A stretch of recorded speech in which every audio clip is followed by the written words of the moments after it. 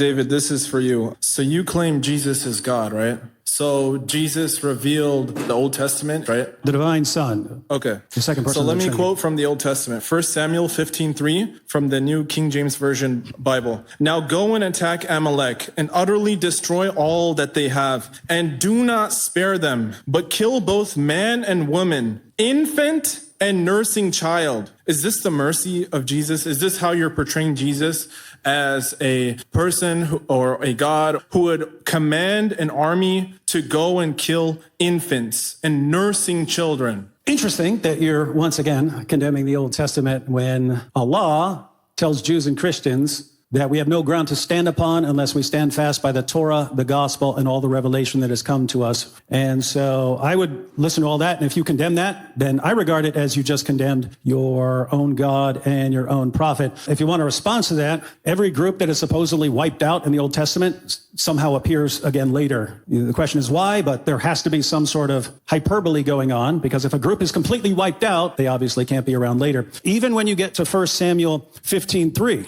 go and wipe these people out. David has to go and deal with the Amalekites later in the exact same book, after supposedly wiping them all out. So notice, according to 1 Samuel 15, Saul obeys the command. He goes and wipes out all of the Amalekites until he gets down to one, Agag. And he's the last one. And then Samuel shows up and says, hey, what are you doing? You can't leave this guy alive. And then kills him. But as he's killing him, he says, just as you made mothers without child, so your mother's going to be without child, which is very interesting because he was supposedly the very last Amalekite. Even in the passage, his mother is still alive somehow. Then again, the Amalekites show up later in the same chapter. So here's the issue. You've got the commands to wipe people out are used interchangeably with driving them out of the land. Then you have all the groups that are said to be wiped out suddenly appear later on. And the third issue is that everyone writes like this back then. In other words, they describe military victories as complete exterminations of the population. And are you defending a genocidal verse which orders a people to kill infants and I don't know if you didn't listen to anything I'm saying. When you read the text, you see this brutal command. Hey,